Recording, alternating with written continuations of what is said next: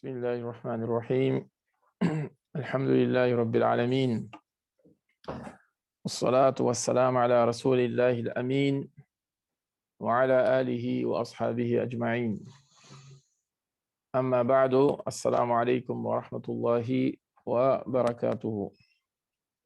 عليكم السلام ورحمة الله وبركاته شيخنا. Donc après comment dirais-je, un temps d'absence par rapport au cours de Madarij as-Salikin. Donc, nous reprenons aujourd'hui. Donc, il se pourrait que certains qui avaient suivi les cours au début ont un peu oublié ou ont perdu un peu le fil. Donc, Inch'Allah subhanahu wa ta'ala, nous allons faire un petit rappel rapide.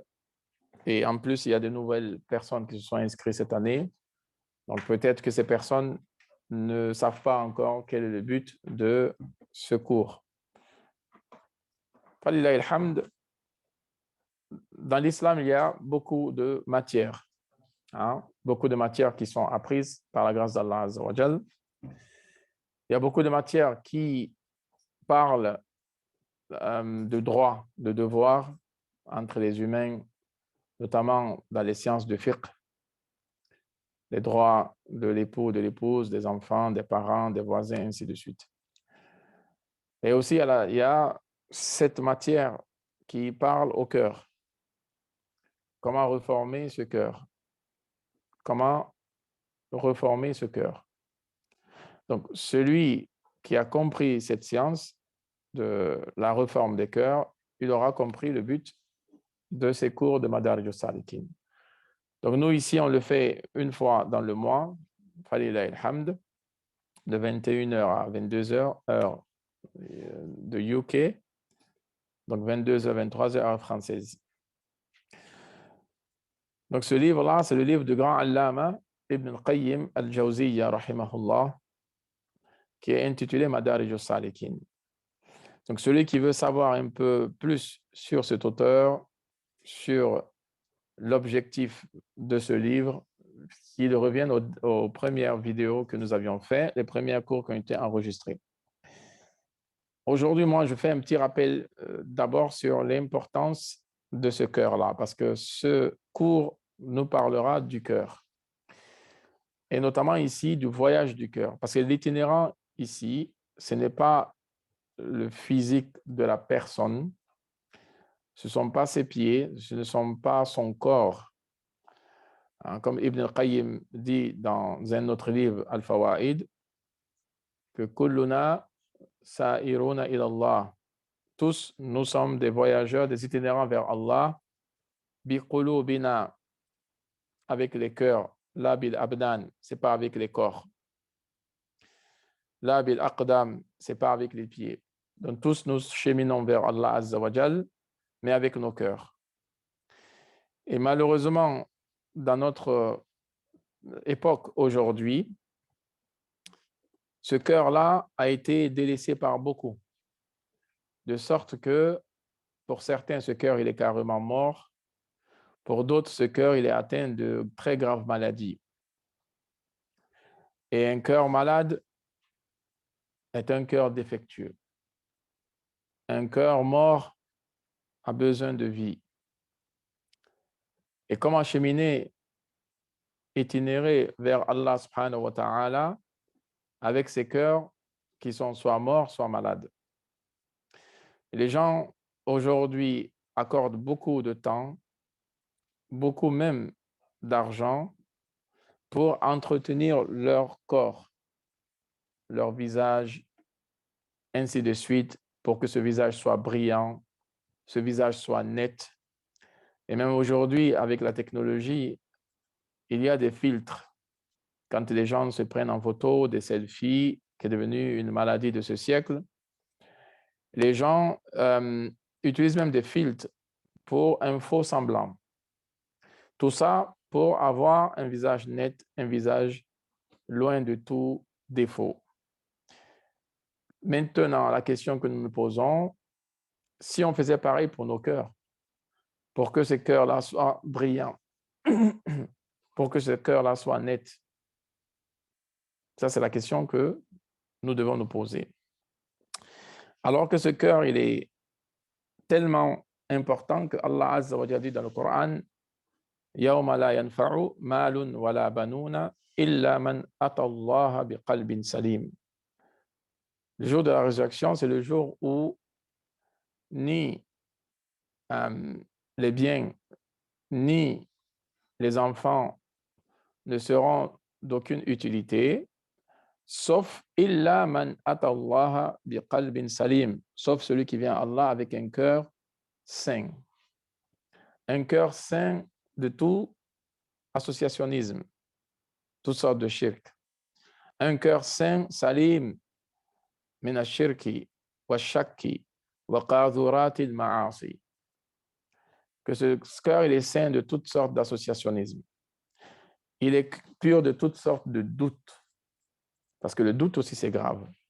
Douter sur Allah, douter sur le din d'Allah, douter sur le Nabi d'Allah, subhanahu, Nabi d'Allah, sallallahu alayhi wa sallam. Le doute est aussi une grave maladie de notre siècle. Peut-être que la personne n'est pas dans le shirk, n'est pas dans l'associationnisme, mais elle peut sombrer dans le doute, à chaque. Et aussi, qadhurat al-ma'asi, les déchets dus au péché, les impuretés qui salissent nos cœurs à cause des péchés. Donc, purifier son cœur de toutes sortes de formes d'associationnisme, grand comme petit. Parce que souvent, on néglige même la petite association, comme Ar-Riya, As-Sum'a. Ar-Riya, le fait d'œuvrer pour que les gens voient et nous fassent des éloges, ou le fait d'œuvrer pour que les gens entendent parler de nous pour qu'ils nous fassent des éloges. C'est aussi une forme d'associationnisme, même si c'est la petite association, mais c'est aussi dangereux. لأنه محبط للعمل, car il annule la bonne œuvre. Il annule la bonne œuvre. C'est ainsi que le grand imam Ibn Majah, dans son Sunan, أخرج الإمام ابن ماجه في السنن عن عبد الله بن عباس عن عبد الله بن عمر عفوا رضي الله عنه قال قال رسول الله قيل لرسول الله صلى الله عليه وسلم أي الناس أفضل. Donc l'imam Ibn Majah raconte que, d'après Abdullah ibn Omar, que le prophète sallallahu alayhi wa sallam a été questionné quel est le meilleur d'entre nous, ou qui est le meilleur d'entre nous. Ayyun nasi afdal, ou qui est le meilleur d'entre les gens. Nabi sallallahu alayhi wa sallam a donné deux qualités. Qala kullu mahmoumil qalb, saduqul lisan. Kullu mahmoumil qalb, saduqul lisan. Celui au cœur pur, au cœur propre et à la langue véridique. Les compagnons ont dit, radiyallahu anhum, فصدوق القلب فصدوق اللسان نعرفه فما مخموم القلب. Que la langue véridique, nous la savons tous, la signification, nous savons la signification, mais qu'est-ce que le cœur pur? Qu'est-ce que le cœur propre? Nabi sallallahu alayhi wa sallam, il a dit, At-taqiyyu an-naqiyyu la ithma fihi, wa la baghya, wa la ghilla, wa la hasada.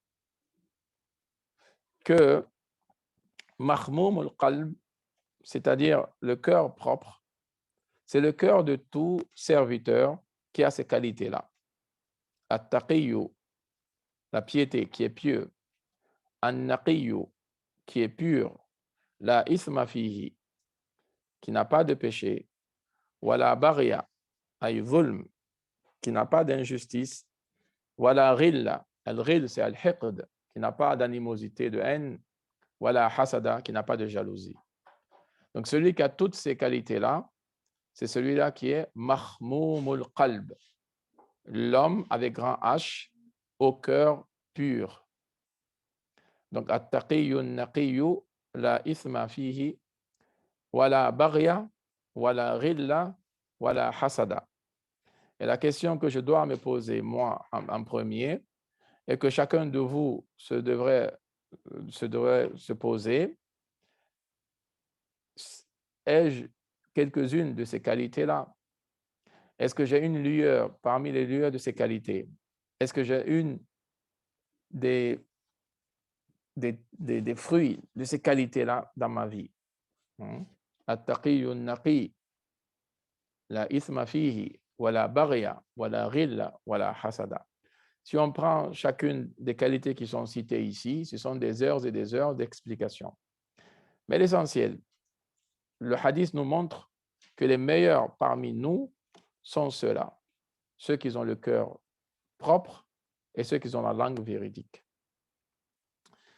L'imam Mullah Ali Qari, rahimahullah subhanahu wa ta'ala, dans son livre de Al-Mirqat, qui est le commentaire de Al-Mishkat al-Marsabih, en expliquant ce hadith, il a dit « Kullu mahmoum al-qalb » mahmoum, c'est avec un kha, al-kha al-mu'jama, yani salim al-qalb, celui qui a le cœur saint, comme Allah dit dans le Coran, « Illa man ata Allah bi qalbin salim ». قال فالمعنى أن يكون القلب مكنوسا عن غبار الأغيار. أن يكون القلب مكنوسا, que le cœur soit balayé de toutes les poussières de maladies, toutes les maladies qui viennent dans le cœur. C'est comme si ce cœur-là était une maison dans laquelle il y a beaucoup de saleté, beaucoup de poussière.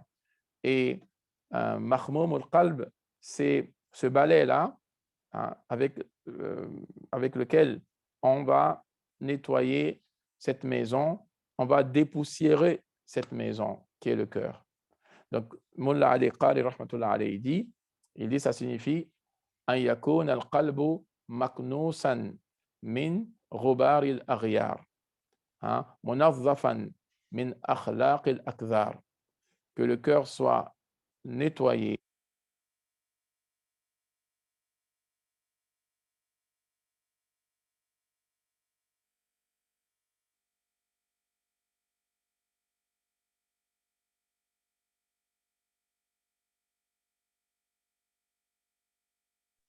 Cheikh, on ne vous entend plus.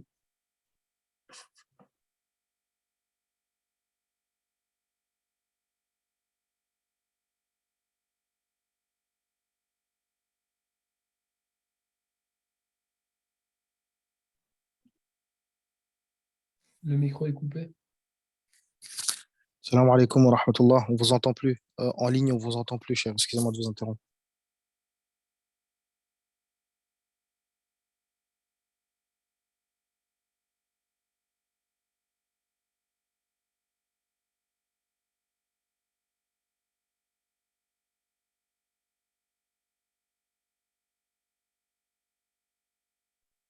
Peut-être que ça coupait à l'ordinateur.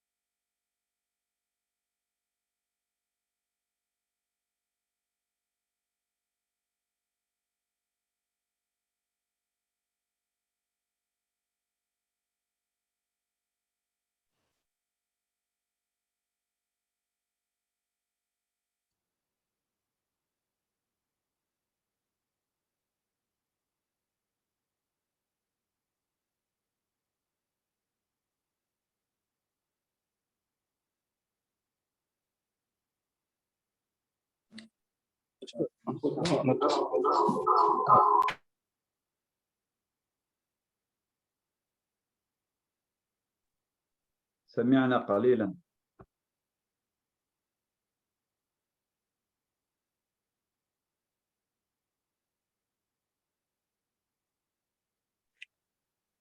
Comme il règle le problème de micro.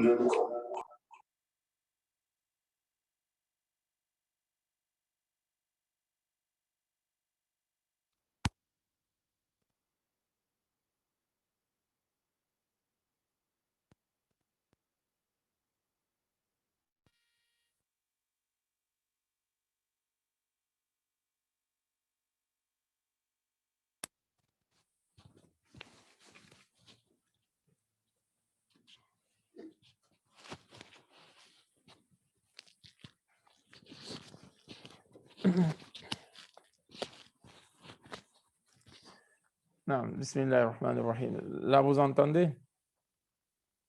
Non, Cheikh, on vous entend. OK. Donc, il y avait un souci avec le micro. Falilah alhamd. Taïb. Donc, ensuite, Nabi sallallahu alayhi wa sallam dit, parmi les qualités de celui qui a le cœur mahmoum, c'est an-naqi. An-naqi, c'est-à-dire naqiyul qalbi wa tahirul batin. An mahabbati ghayril mawla. Celui qui a le cœur pur, son intérieur est pur de tout amour en dehors de l'amour d'Allah subhanahu wa ta'ala. Taïb. Ensuite, Ibn Rajab al-Hanbali, rahmatullahi alayhi, dans son livre Lata'if al-Ma'arif, il décrit le prophète sallallahu alayhi wa sallam et les compagnons. Donc, c'est un grand savant de l'école hanbalite qui est très connu, Ibn Rajab al-Hanbali. Donc, il dit Lam yakuni an-nabiyyu sallallahu alayhi wa sallam akthara tatawwu'an wa khawasu ashabihi bi kathrati as-sawmi was-salati bal bi birri al-qulubi wa taharatiha wa salamatiha wa quwwati ta'alluqiha billahi khashyatan lahu wa mahabbatan wa ijlalan wa ta'ziman wa raghbatan fima 'indahu wa zuhdan fima yafna. Si nous voulons un exemple à suivre pour avoir un islam authentique accepté par Allah subhanahu wa ta'ala, il faut suivre ce qu'il vient de dire. Il dit que le Nabi sallallahu alayhi wa sallam ainsi que ses compagnons n'avaient pas à leur actif une abondance de prières surrogatoires ou une abondance de jeûnes surrogatoires. Mais ce qui a fait qu'ils ont réussi, c'est bi birril qulub, avec la bonté des cœurs, avec la bonté des cœurs, la pureté des cœurs et la force que ces cœurs avaient dans leur relation avec Allah, que ces cœurs étaient attachés fortement à Allah. Et dans ces cœurs-là, il y avait l'humilité envers Allah, l'amour d'Allah, la grandeur d'Allah subhanahu wa ta'ala. Ces cœurs-là étaient pleins d'aspiration envers Allah et l'au-delà, d'espérance. Et ces cœurs-là étaient pleins d'austérité par rapport à ce bas monde qui est éphémère. C'est-à-dire que la réussite de Nabi sallallahu alayhi wa sallam ainsi que de ses compagnons, c'était par les cœurs. Il y a des gens peut-être parmi nous qui ont prié plus que des compagnons, dans le nombre, je veux dire. Il y a parmi nous des gens qui ont peut-être jeûné plus de Ramadan que des compagnons. Radiyallahu anhum. Nabi sallallahu alayhi wa sallam, il a jeûné que 9 Ramadan. 9 Ramadan qu'il a jeûné. Parce que le Ramadan a été légiféré en l'an 2 de l'Hégire. Et lui, il est décédé, sallallahu alayhi wa sallam, en l'an 11 de l'Hégire.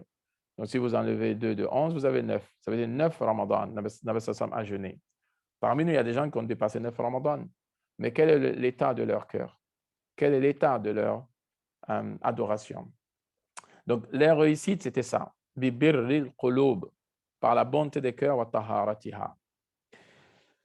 l'imam Bakr al-Muzani, rahimahullah, قال ما سبقهم أبو بكر بكثرة صيام ولا صلاة ولكن بشيء وقر في صدره. Il dit que Abu Bakr radiallahu anhu n'a pas dépassé tous les autres compagnons par la multiplicité ou l'abondance des prières ou l'abondance des jeûnes. Parce que souvent, nous, aujourd'hui, c'est ce que les gens pensent. Plus j'ai des actes d'adoration, plus je suis vu comme un vertueux impieux. Donc lui, il dit qu'Abu Bakr radiallahu anhu n'a pas dépassé tous les autres par l'abondance de ses prières ou l'abondance de ses jeûnes, mais par quelque chose qui était ancré dans son cœur. Waqara fi sadrihi. Une chose qui était fixe dans son cœur, ancrée dans son cœur. قال بعض العلماء المتقدمين, et certains ulama parmi les anciens ont dit الذي وقر في صدره, ce qui était ancré dans le cœur d'Abu Bakr radiallahu anhu, هو حب الله, d'abord c'est l'amour d'Allah azza wa jal, والنصيحة لخلقه, et le bon conseil pour les créatures d'Allah, والنصيحة لخلقه. Et an-nasiha, c'est iradatul khayri lil akharin, c'est le fait de vouloir le bien pour les autres. Car quand on donne un conseil à une personne, on donne un conseil qui sera utile à cette personne-là. Donc, pas ricochet, ça veut dire que nous voulons du bien pour cette personne. Sinon, nous ne donnons pas un bon conseil à cette personne.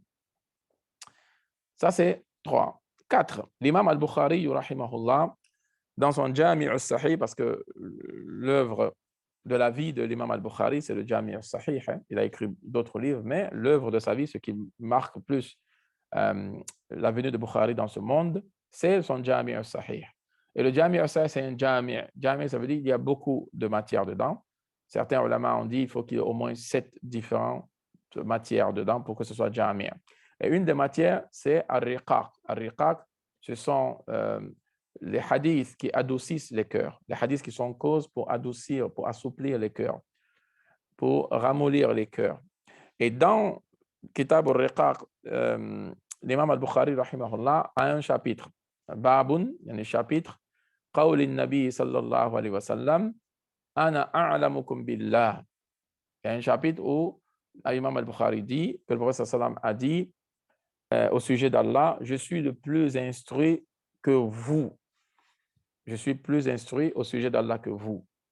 Je connais plus Allah que vous, mieux Allah que vous. Et l'imam al-Bukhari a dit وَأَنَّ الْمَعْرِفَةَ فِعْلُ الْقَلْبِ لِقَوْلِهِ تَعَالَى وَلَكِنْ يُؤَاخِذُكُمْ بِمَا كَسَبَتْ قُلُوبُكُمْ.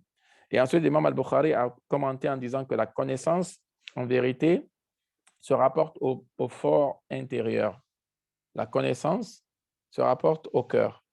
وَأَنَّ الْمَعْرِفَةَ فِعْلُ الْقَلْبِ, que la ma'rifa, la connaissance d'Allah Azza wa Jal, c'est l'acte du cœur.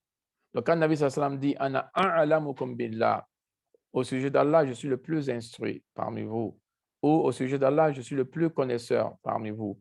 Et l'imam al-Bukhari dit « وَأَنَّ الْمَعْرِفَةَ فِعْلُ الْقَلْبِ » et que la ma'rifa, la connaissance, en vérité, c'est l'action du cœur, l'acte du cœur. Donc, ce qui prouve que cette connaissance-là, ça vient d'abord du cœur. C'est la connaissance du cœur de son Seigneur. La connaissance du cœur de son Seigneur. Et l'imam al-Bukhari, rahimahullah, sa compréhension de la religion se trouve dans les énoncés des titres. Les ulama disent « Fiqh al-Bukhari fi tarajimihi ». Celui qui veut connaître la compréhension de l'imam al-Bukhari ou celui qui veut connaître la voie suivie par l'imam al-Bukhari, qu'il lise bien les énoncés de ces chapitres. Donc, selon les énoncés de ces chapitres, on comprend la voix de l'imam al-Bukhari, rahimahullah, subhanahu wa ta'ala. Donc, ici, il a commenté cela en disant que al-ma'rifa, c'est fi'lul qalbi. Donc, la connaissance d'Allah, subhanahu wa ta'ala, c'est l'acte du cœur. Pourquoi? Car Allah dit dans un autre verset, وَلَكِنْ يُؤَاخِذُكُمْ بِمَا كَسَبَتْ قُلُوبُكُمْ. Mais Allah vous tient grief de ce que s'acquiert vos cœurs. Dans une autre façon de traduire, Allah vous saisit, vous demandera des comptes, vous saisira le jour de la résurrection pour ce que vos cœurs ont acquis. Donc ici, Allah Azza wa Jal a établi pour les cœurs l'acquisition. Comme nos mains peuvent acquérir des choses, donc nos cœurs aussi peuvent acquérir des choses. Ça, Allah dit, walakin yu'akhidukum bima kasabat qulubukum. Donc, kasbul qulub, comme kasbul aidi, ce que l'on obtient avec le travail de ses mains, on peut obtenir aussi avec le travail de son cœur. Donc, le cœur, il travaille. Le cœur, il agit. Le cœur a des actes qui, malheureusement, aujourd'hui, les gens négligent cela. On est beaucoup dans notre apparence physique, on est beaucoup dans ce que les gens voient de l'extérieur de nous, notre façon d'être. Souvent, les gens sont jugés par rapport à ça. Voilà, quand on a une bonne apparence, voilà, cette personne, elle est quelqu'un de bien, même si à l'intérieur d'elle, c'est la ruine totale. Bref, ça ne veut pas dire que l'apparence n'est pas importante, qu'il faut avoir n'importe quelle apparence, mais ici, ce qu'on veut dire, c'est que Allah Azza wa Jal a établi dans ce verset-là que les cœurs peuvent acquérir des choses. Donc, l'imam al-Bukhari nous prouve ici que les cœurs ont des actes, que les cœurs ont un travail, que les cœurs agissent, et que ces cœurs-là seront jugés par rapport à ça. Car Allah dit que Allah vous saisira pour ce que vos cœurs ont acquis, Alors qu'aujourd'hui, je le répète encore une fois, nous négligeons ce côté. Nous, de façon générale, nous négligeons ce côté. On est prêt à prendre beaucoup de cours pour corriger notre façon de prier, pour notre compréhension de la zakat, quel est le montant exact de nisab, combien il faut donner, de quelle nature il faut donner. Et souvent, vous voyez même, quand c'est le Ramadan, vers la fin du Ramadan, les mêmes polémiques reviennent encore chaque année. Est-ce qu'il faut donner zakat ou le fitr en nuqud, ou bien il faut donner en nature, il faut donner en nourriture, ou ceci, cela. Ces choses-là, machallah, les gens sont beaucoup intéressés. Les gens en parlent beaucoup. C'est très bien, avec des preuves, avec ceci, avec cela. Falilahi alhamd. Mais ça, c'est une connaissance qui est nécessaire. Mais la connaissance aussi pour nos cœurs, pour soigner ces cœurs-là. Car ces cœurs-là seront aussi jugés. Où est cette connaissance? Où est-ce qu'on apprend cela aujourd'hui? Dans les masail, fiqhiyya, où il y a beaucoup de divergences, il y a des experts en la matière qui vont vous dire tout ce que tel imam il a dit dans tel masala et tout ça. Falilahi alhamd. Mais aujourd'hui, après avoir entendu cela, nos cœurs, ce que nos cœurs auront acquis, qui est-ce qui vont nous enseigner cela pour qu'on puisse se purifier ces cœurs-là? Taïb. Ensuite, le grand Hafiz Ibn Hajar et Ibn Abd al-Barr, parmi les savants de l'école malikite, il a un livre qu'on appelle Jami'u Bayan al-Ilmi wa Fadlihi. Dans ce livre-là, il rapporte que Abdullah ibn Mas'ud, Abdullah ibn Mas'ud radiyallahu anhu, قال من كان مستنا فليستن بمن قد مات فإن الحي لا تؤمن عليه الفتنة. Et on vit dans un temps où les gens sont beaucoup dans le suivisme. Certains même vont dans le suivisme aveugle. Tellement on est fan de Fulan ou Fulan, on suit les gens, on suit. Et c'est souvent la conséquence de l'ignorance. Parce que celui qui est ignorant, il risque d'être assujetti aux gens, parce qu'il ne sait pas où aller. Ici, on dit c'est rouge, là, on dit c'est vert. Il est perdu.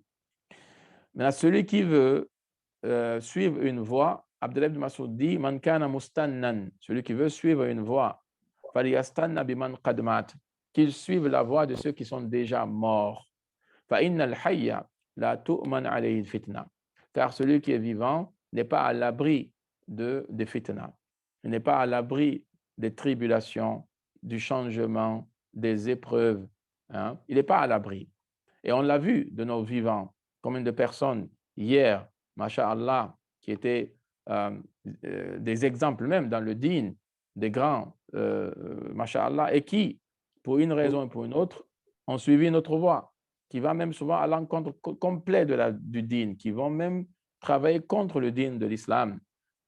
Donc, tant que la personne elle est vivante, elle n'est pas à l'abri du changement. Elle n'est pas à l'abri de l'épreuve d'Allah subhanahu wa ta'ala. Donc, on ne peut pas compter sur les vivants. Quand je dis les vivants, je parle même des savants, je parle même des gens vertueux et pieux et tout ça de notre époque. Tant qu'ils sont vivants, ils ne sont pas à l'abri de la fitna.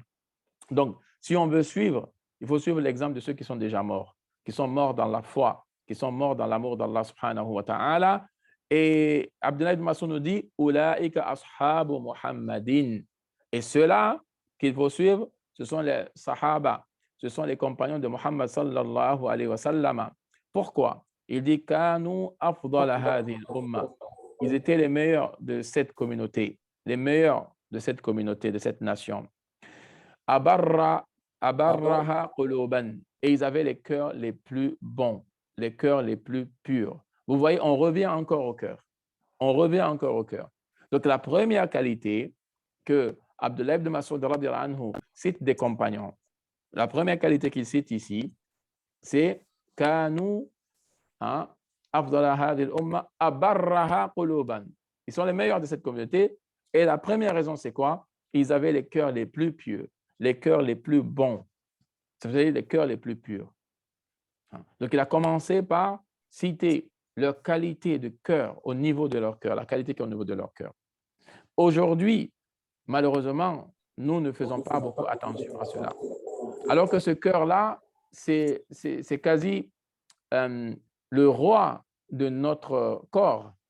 En chacun de nous, il y a ce roi. En chacun de nous. Peut-être que nous ne serons jamais un roi dans ce monde, dans le sens du pouvoir, être roi, être une reine et tout ça. Je pense que la plupart d'entre nous ne rêvent même pas être des rois ou des reines, ça c'est sûr et certain. Mais en nous, nous avons un roi. En nous, en chacun de nous. Et ce roi-là, c'est notre cœur, à chacun de nous.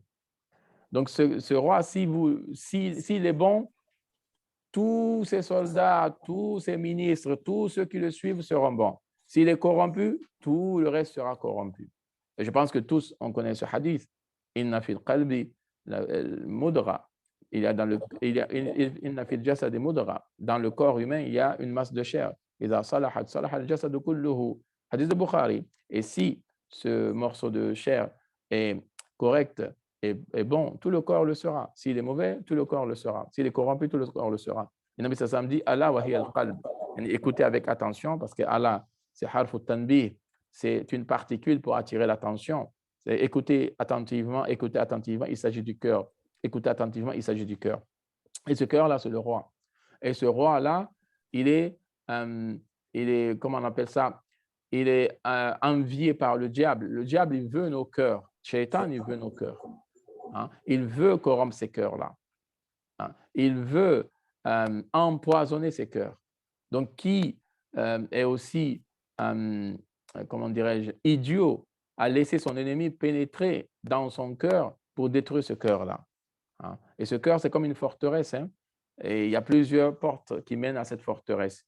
Donc, chacun de nous se doit de veiller à cette forteresse qui est en lui, à le protéger de la forteresse qui est en lui, qui est ce cœur-là. L'essentiel, Ibn Abdullah ibn Mas'ud radiyallahu anhu a commencé d'abord par nous citer l'état des cœurs des compagnons. Kanu abarraha quluban. De toute cette communauté, ils avaient les cœurs les plus bons.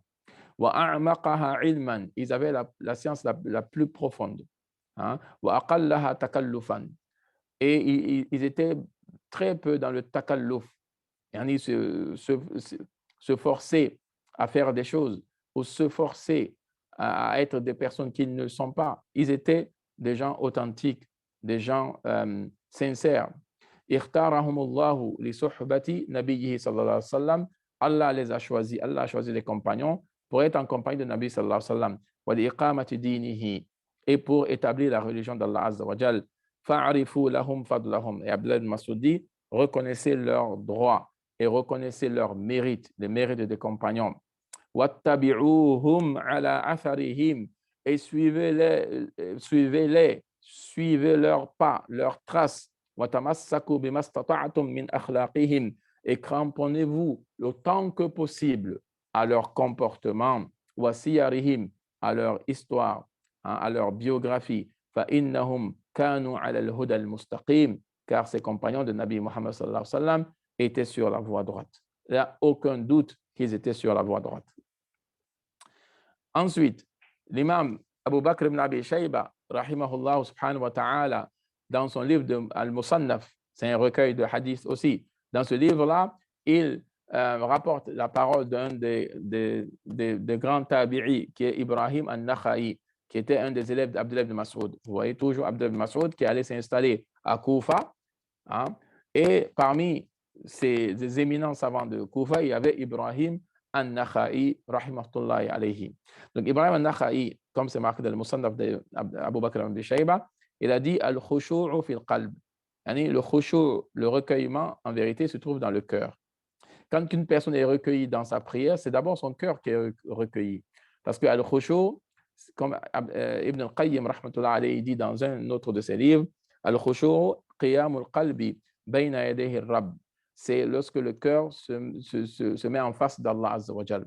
Comme vous, votre corps se met en face de la Qibla, de la Kaaba, le cœur se met en face d'Allah Azza wa Jal. Donc la direction du cœur, c'est Allah. La direction du corps de la personne, c'est la Kaaba. Vous voyez. Donc il dit, Ibrahim Nakha'i, al-khushu'u fil qalb. Le khushu', en vérité, ce recueillement est dans le cœur. Man kana qablakum, et il dit ceux qui étaient avant vous, parce que lui, il a connu Abdullah ibn Mas'ud, c'est qu'il a connu des compagnons. Donc Ibrahim Nakha'i dit, man kana qablakum, ceux qui étaient avant vous, les musulmans qui ont vécu avant vous, subhanallah, kanu yani ashqaqa thiyaban, ils avaient les vêtements rapiécés, wa ashfaqa quluban, et les cœurs étaient les plus compatissants. Vêtements rapiécés, cœurs les plus compatissants, les cœurs les plus bons. Nous, aujourd'hui, c'est le contraire. Hein? Si il y a un petit défaut sur ton vêtement, tu le mets de côté, tu achètes un autre. Il y a des soldes, tu achètes un autre. Donc, on préfère, de nos jours, malheureusement, avoir une très belle apparence, de très beaux vêtements. Il ne faut pas qu'il y ait un défaut sur mon vêtement, mais que le cœur soit une ruine. Le cœur soit une mine de mots, M-A-U-X. Une mine, ce n'est pas un mal qui est dans le cœur, c'est carrément une mine. Combien de personnes aujourd'hui n'arrivent même pas à bien dormir? Pourquoi? Parce qu'il y a telle ou telle personne qui a dit une parole tellement amère que la personne n'arrive plus à dormir. Les gens se sont… de nos jours même, je pense que Shaitan même, hein, c'est une hypothèse, peut-être que je n'ai pas raison, Shaitan même peut être amené à prendre des idées de nous, tellement on est devenu mauvais. Il y a tellement de gens qui peuvent être plus mauvais que Shaitan. Il y a que Shaitan risque même de dire, de prendre des exemples, tellement l'être humain est arrivé dans un niveau de méchanceté, hein, et souvent ces méchancetés-là sont causées par l'envie, la jalousie, la convoitise. Quand on convoite ce que les gens ont, quand on n'est pas content de ce que Allah Azza wa Jalla nous a donné, hein, parce que c'est ça le problème avec les gens qui sont jaloux. Hein, c'est parce qu'ils ne sont pas contents de ce qu'Allah leur a offert, de ce qu'Allah leur a donné. Et Allah leur a donné cela, en vérité, sans qu'ils ne méritent. La vie, on ne le mérite pas. Tout ce qu'on a, nous ne méritons pas. C'est la grâce d'Allah Azza wa Jalla. Hein? Comme Allah dit dans le Coran, tout ce que vous avez comme bienfait, famin Allah, ça ne vient que d'Allah. Donc Allah aurait voulu, il aurait fait de nous des animaux. Si Allah aurait voulu, il aurait fait de nous autre chose que des êtres humains. Allah nous a mis dans la catégorie des humains et Allah nous a honorés. Comme Allah dit, nous avons certes honoré le Fils de l'homme, avec grand H, c'est-à-dire les humains. Hein? Donc, c'est pas que nous méritons, c'est Allah qui a fait de nous des humains. Allah aurait pu faire autre chose de nous. Et aujourd'hui, l'humain est devenu aussi méchant, jusqu'à ce que certains disent, il est devenu plus tranquille de vivre dans la jungle que de vivre dans la ville. Hein? Parce que même dans la jungle, un animal va s'attaquer à un autre animal, souvent c'est pour se nourrir, ce qu'ils appellent la chaîne alimentaire. Mais maintenant, les êtres humains, et même entre nous musulmans, combien de fois ces maladies des cœurs, on s'émet beaucoup de maux. Donc certains, leur cœur, ce sont des mines carrément de maux. Hein? Donc il dit que les gens d'avant, ils avaient des vêtements rapiécés parce qu'ils étaient pauvres. Mais ils avaient le cœur, c'était merveilleux. Un cœur rempli de bien. Même si le corps il souffre à cause de la maladie, même si le corps il souffre à cause de la pauvreté, mais leur cœur n'était pas comme ça. Regardez Ayoub, alayhi salam, il est tombé malade pendant combien d'années? Pendant combien? Certains disent même 18 ans dans le livre de Tafsir. Mais il ne s'est jamais plaint d'Allah subhanahu wa ta'ala. Il dit Rabbi anni massani ad-durru wa anta arhamur rahimin. Subhanallah. Il dit oh Seigneur Allah, les ulama disent par adab, par bon comportement envers Allah. Il n'a pas dit oh Allah, tu as fait que la maladie m'a atteint. Pourtant, c'est un prophète, il sait que le khayr et le shar dans le destin, ça vient d'Allah. Si tu es en bonne santé, famine Allah. Si tu es malade, famine Allah. C'est Allah Azza wa Jal qui a voulu. C'est ce qu'on appelle le qadar, khayri wa sharrihi, min Allah ta'ala. Le bon destin, le mauvais destin, agréable destin, amer destin, min Allah ta'ala. Ça vient d'Allah Azza wa Jal. Et Ayyub alayhi salam, il le sait mieux que chacun de nous, ça c'est sûr et certain. Mais par adab envers Allah, il dit Anni massani yadur. Donc le mal m'a atteint. Sans dire oh Allah, tu m'as fait atteindre par le mal. Pour ne pas que les gens pensent mal d'Allah Azza wa Jal. Il a dit Anni massani yadur. Le mal m'a atteint. Wa anta, mais toi Allah, arhamur rahimin. Tu es le miséricordieux de tous les miséricordieux. Pourtant, il souffrait, il a perdu épouse, enfant, il a perdu beaucoup de choses. Mais il dit Allah anta arhamur rahimin. Nous aujourd'hui, quand on est éprouvé par X, Y, on est éprouvé par ceci, cela, comme on en veut au monde entier. Au monde entier. C'est Foulan, c'est à cause de Foulan, c'est à cause de ce. Combien par exemple, dans les couples, qu'il y a combien de divorces, combien de problèmes à cause de ça. Parce que pour nous, c'est l'autre le problème. C'est l'autre. C'est à cause de toi que je suis comme ça. C'est à cause de toi qu'on souffre. C'est à cause de toi, ceci, cela. Le qadar, il est où? Le qadar, il est où? La foi, c'est un pilier de la foi. Et tout ça, c'est lié au cœur. Quand le cœur il est malade, la pensée devient malade aussi. C'est que la manière de penser n'est plus éclairée. Parce que le cœur est obscur. La façon de calculer n'est plus correcte. Parce que c'est obscur. Tout est obscur. Et quand il y a la lumière dans le cœur, la pensée aussi devient une pensée lumineuse, une pensée éclairante, rayonnante, qui va même éclairer les autres. Donc, on a besoin de cela. Les compagnons, radiyallahu anhum, ne se sont jamais plaints de leur situation. Dans la mosquée du prophète, il y avait l'Ashab al-Suffa. Imam al-Baghawi, rahmatullah alayhi, dans son livre de tafsir, ils disent Kanu sab'a mi'a. Ils étaient 700 personnes qui vivaient dans la mosquée du prophète, sallallahu alayhi wa sallam, qu'on appelle Ashab al-Suffa. La yarji'una ila tijaratin wa la ila zira'atin. Yusalluna as-salawat wa yantaziruna al-ukhra. Ils n'avaient ni agriculture, ni terre agricole, ni bêtes laitières. Ils n'avaient absolument rien. Ils faisaient la prière, ils restaient en compagnie du prophète sallam d'une prière à une autre, d'une prière à une autre. Abu Hurairah radhiyallahu anhu, même il raconte dans ses débuts dans l'islam, il tombait dans la prière parce qu'il avait faim. Imaginez, vous êtes en train de prier, vous tombez dans la prière, vous tombez par terre parce que vous avez faim. Nous, aujourd'hui, si quelqu'un devait tomber par terre, c'est parce qu'il a trop mangé, je pense. Ah oui, tellement il aura mangé que le ventre est devenu un cimetière de chicken. Hein? Mais c'est la vérité. Nos ventres aujourd'hui, ce sont des cimetières. Un cimetière vivant qui marche. Tellement il a mangé de chicken. Combien de chicken sont comment dirais-je, abattus tous les jours? Vous riez parce que vous mangez beaucoup de chicken, c'est pour cela. Hein? Combien de poulets de chicken? Combien de poulets sont abattus dans le monde entier? Tellement ils sont obligés de mettre des produits ici, par-ci, par-là. Les compagnons, ils tombent dans la prière parce qu'il a faim, il n'a pas à manger. Et ils se sont plaints? Jamais de la vie. Ils ne se sont pas plaints. Nabi sallallahu alayhi wa sallam même a demandé à vivre dans la pauvreté.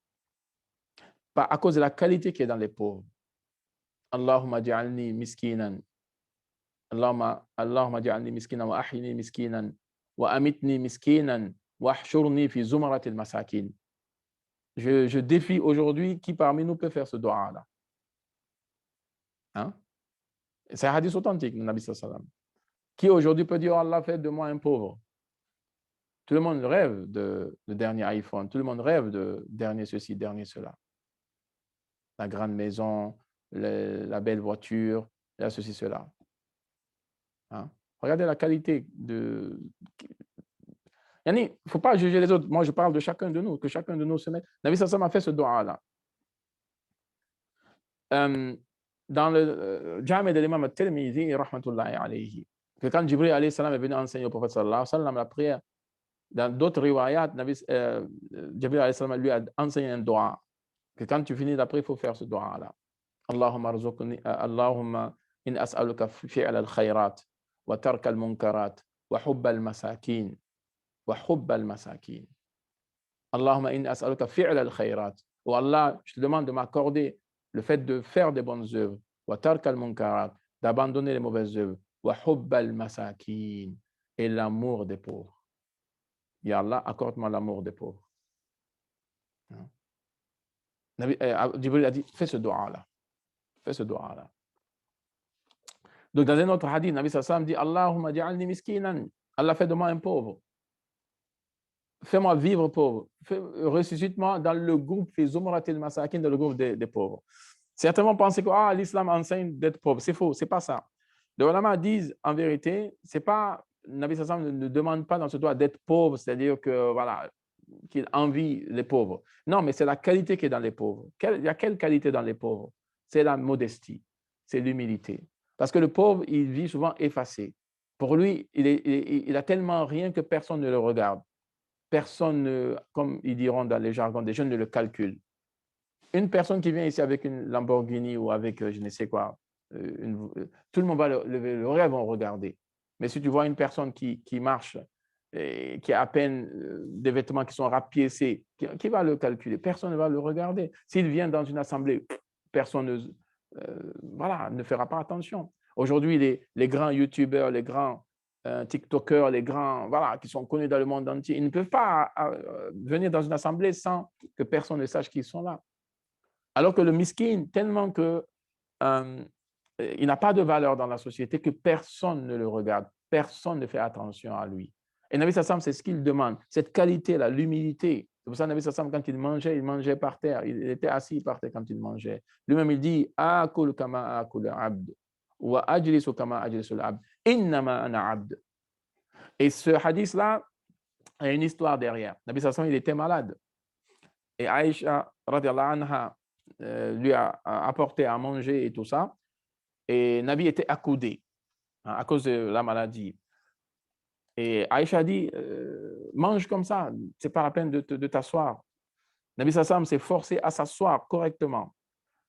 Et quand elle lui a dit de manger étant accoudé, Nabi Sassam a tellement baissé la tête,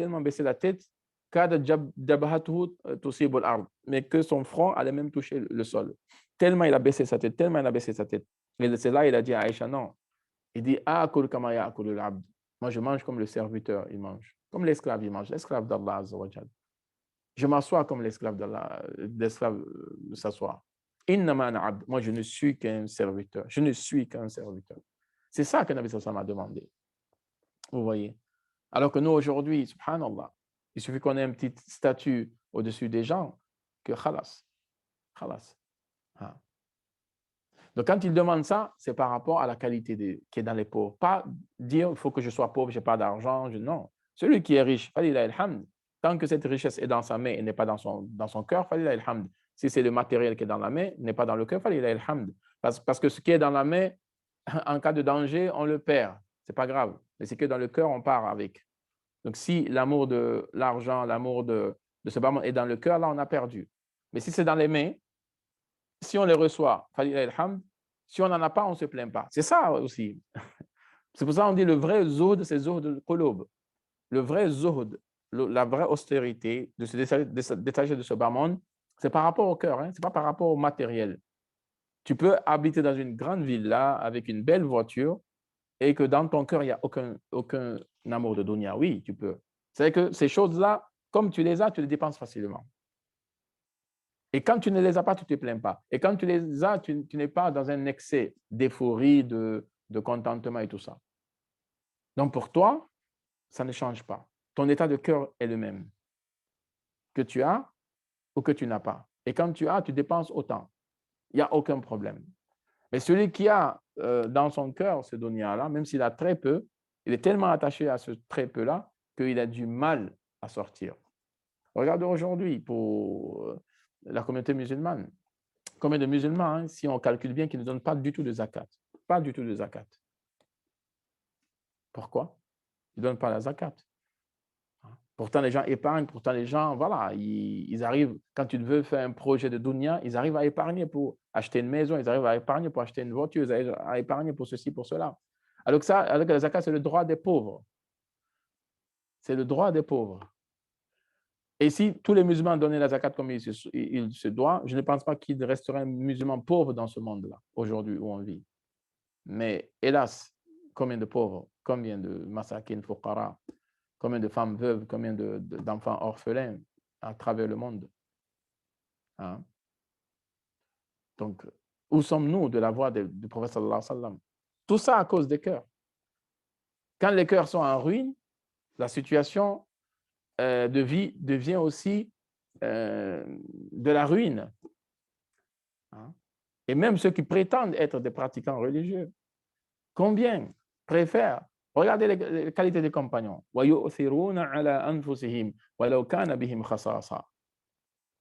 faisaient ce qu'on appelle l'ithar.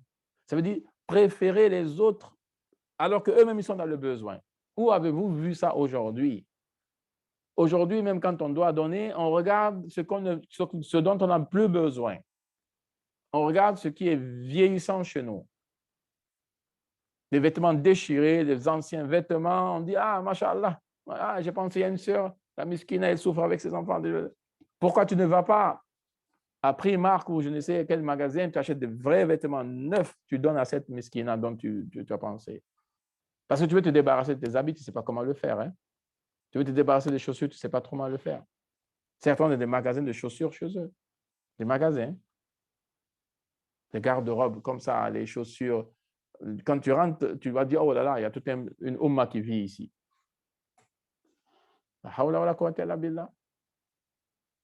est accumulé, on est dans le monde d'accumuler. Accumule les bonnes œuvres.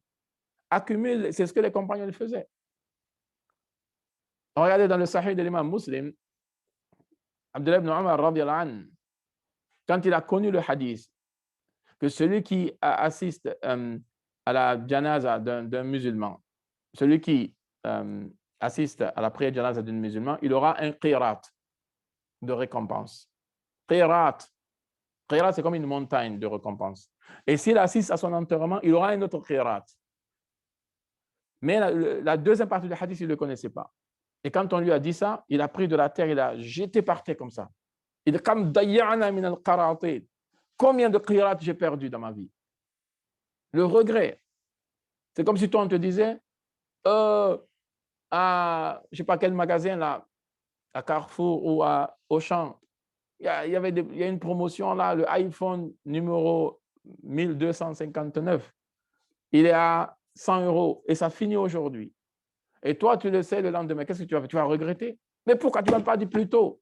Oh, j'aurais voulu le prendre. Il a regretté de ne pas avoir connu ce hadith et qu'il a perdu beaucoup de montagnes de hasanat. Nous, on regrette quand on perd des choses de dunya. C'est ça le poète, il dit tout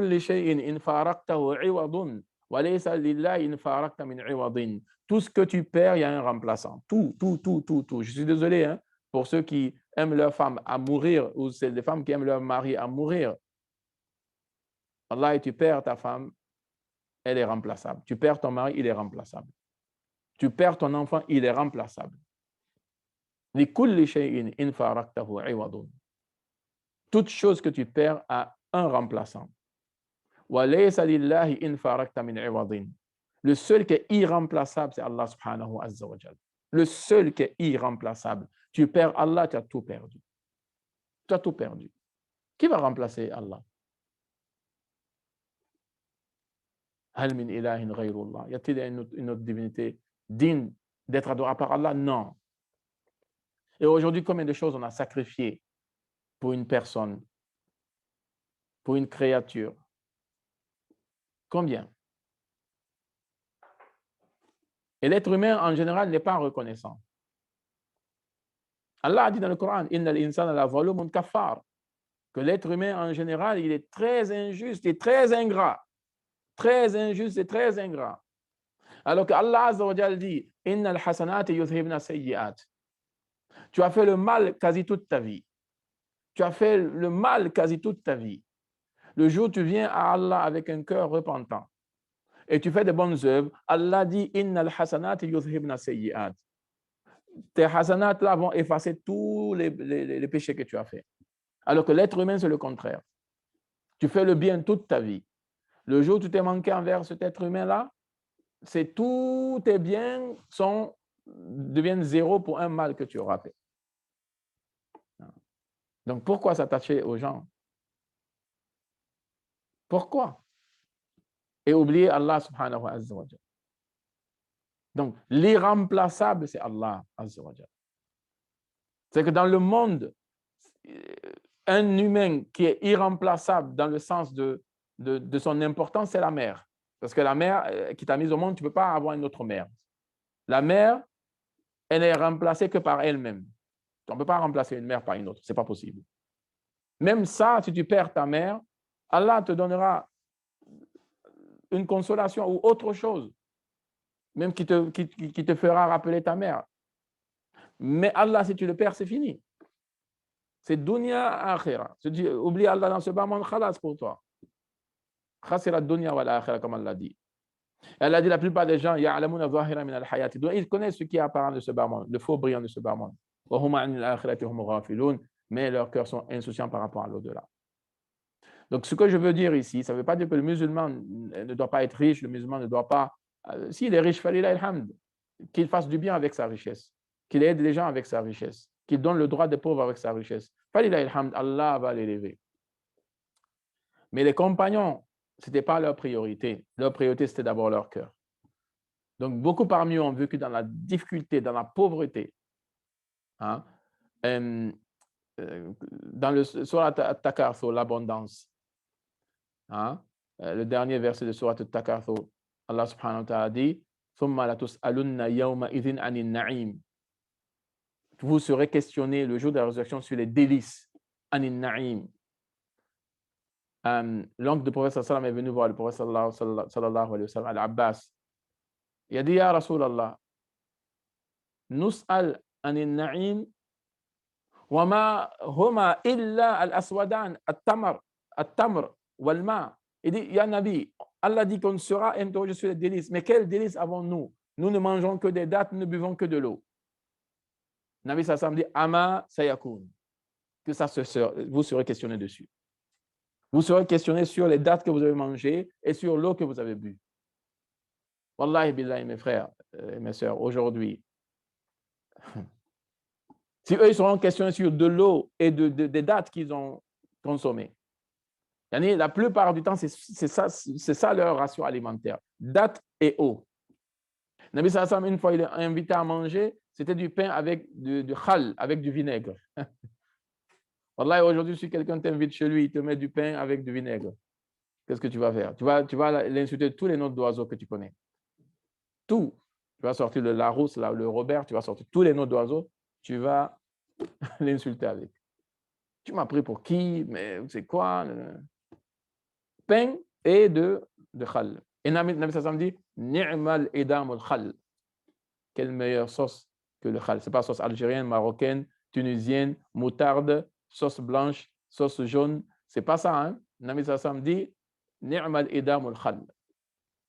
Quel excellent condiment que le vinaigre. Simple. Il ne critique pas la nourriture. S'il aime, il mange. S'il n'aime pas, il remercie quand même la personne qui l'a inventé et qui l'a invité. Alors que nous, aujourd'hui, mais c'est quoi ça? Et tu ne sais même pas cuisiner, et ceci, cela, et c'est rentré là, et c'est sorti là, il y a trop de sel, il n'y a pas assez de ceci, il n'y a pas assez de cela. Monde de consommation. Wallahi, on a besoin de se réformer. Wallahi, chacun de nous, moi-même qui parle en premier, chacun de nous a besoin de se réformer. Et on ne peut pas se réformer si on n'a pas réformé les cœurs. Tout dépend du cœur. Tout dépend du roi qui est en toi. Il faut réformer ce roi-là d'abord.